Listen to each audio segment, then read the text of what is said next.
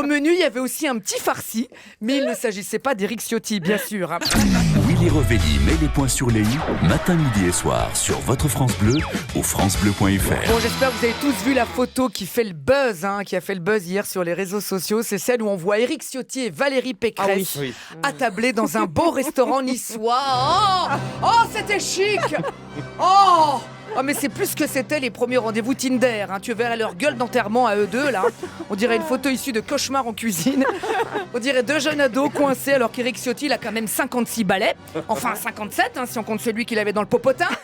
Alors, au menu de ce déjeuner niçois de l'amitié, Éric a dit à Valérie: Madame, je vous propose de la pisse saladière.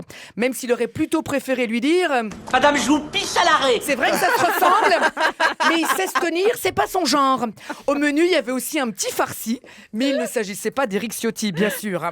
Alors, il paraît que pour éviter tout accident, tous les couteaux étaient planqués, le repas s'est fait intégralement à la cuillère, et les deux convives étaient aussi venus avec le dégoûteur, c'est vrai, on ne sait jamais. Faut dire que depuis le meeting réussi de mon Récou Zemmour, tout le monde est sur les dents. Même Mélenchon, qui pourtant les a déjà sacrément gâtés. Zemmour a appelé son parti Reconquête. Si on en croit les photos avec sa jeune assistante dans Paris Match, c'est pas la reconquête de sa femme déjà.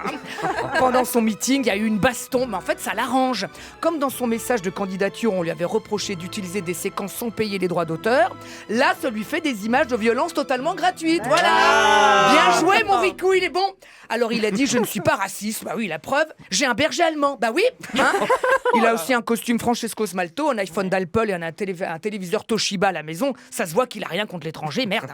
Et pendant ce temps, on n'entend plus parler des autres. Tiens, les Verts par exemple ont disparu. Heureusement que Nicolas Hulot fait un peu parler de lui, parce que sinon, ils ont l'air aussi cramés que la planète. Alors bon, présomption d'innocence, tout ça, bien sûr, mais enfin, apparemment, Nicolas Hulot, c'est un peu le DSK en pâte au gaz. Apparemment, les femmes chez Hulot, c'est comme les éoliennes, elles tournaient beaucoup. À l'époque, il s'aventurait dans la calotte glaciaire et dans la culotte stagiaire. Ah si, en fait, son gel, c'est pas Ushuaïa, c'est Tahiti Louche. Et tout ça, à 1 semaine de Noël, à 3 semaines de Noël, ce début de campagne, c'est pas un cadeau.